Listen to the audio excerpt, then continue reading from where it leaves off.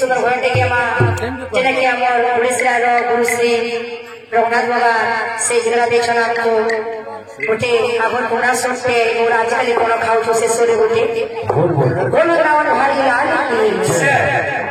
बोल राधा माधव की जय बोल भाई प्रेम से राधे श्याम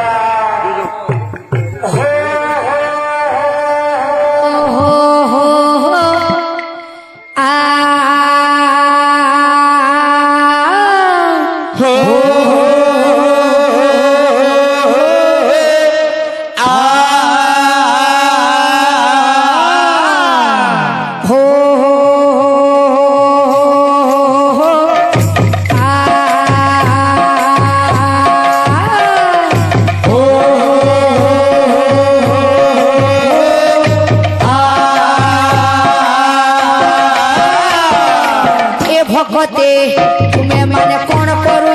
कीर्तन हे भगते तुम्हें माने कौन गाओ भजन हे भगते दुनिया रे कौटा सत भरण हे भगते कौन सबको मारी लागी श्री कृष्ण